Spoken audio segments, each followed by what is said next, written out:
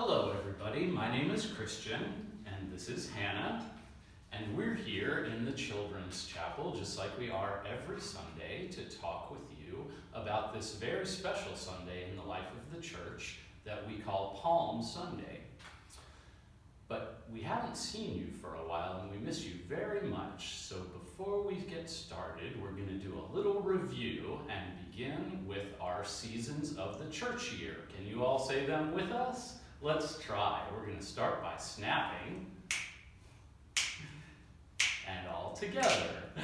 Advent, Christmas, Epiphany, Lent, Easter, Ascension, and a Pentecost event. Very good, but I couldn't hear you all at home very well, so we're going to try that one more time. Are you ready? All together. Advent, Christmas, Epiphany, Lent, Easter, Ascension, and a Pentecost event. Excellent, that's very good. So now let's think back to the very beginning of this church year, which of course started with Advent, where we spent 4 weeks preparing for the birth of Jesus. And then it was Christmas, and we had many wonderful, beautiful services here to celebrate the birth of Jesus, including your wonderful Christmas pageant, which many of you were in. Then when we came back in January, it was the season of Epiphany, and we started with Jesus' baptism in the River Jordan. And do you remember who it was that baptized Jesus? John the Baptist? That's very good. Yes, it was John the Baptist. And then after that, Jesus went into the wilderness. And do you remember for how long? 40 days and 40 nights. How long was that?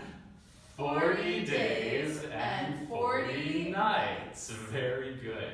Jesus went into the wilderness and he fasted and prayed for 40 days and 40 nights.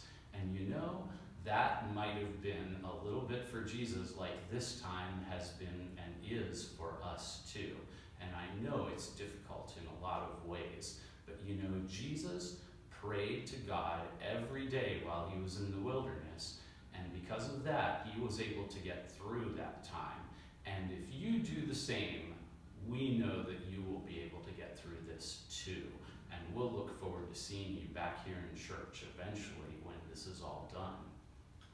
Now, after Jesus' time in the wilderness, then we've read lots of stories all through Epiphany and the beginning of Lent about Jesus' life and ministry. We've learned about his teachings. We had several lessons from his Sermon on the Mount and stories about healing and miracles. And for the last 2 weeks, when we haven't been here, we heard stories about Jesus healing a man who was blind since he was born, and Jesus restored his sight. And then last week, we heard the story of Jesus raising his friend Lazarus from the dead, which was the most amazing miracle that Jesus had done yet. And so after all of that time that Jesus has been doing this and collecting his disciples, and they've been following him all around Israel, finally Jesus comes to Jerusalem, which is like the capital city of Israel. Now imagine for a second if that had happened here instead of in Israel, and Jesus was walking all around America doing these things, and finally he got to Washington, D.C., the capital. What would we do? We'd probably have a giant parade. And now when we have a parade, we have like balloons and floats and that confetti stuff that flies everywhere, right? Well, of course, Jesus didn't have any of that.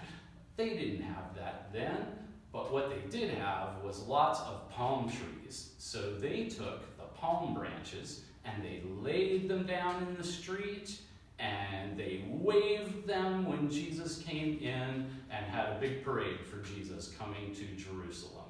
And of course, we also know that if it was now in a parade, how would Jesus get there?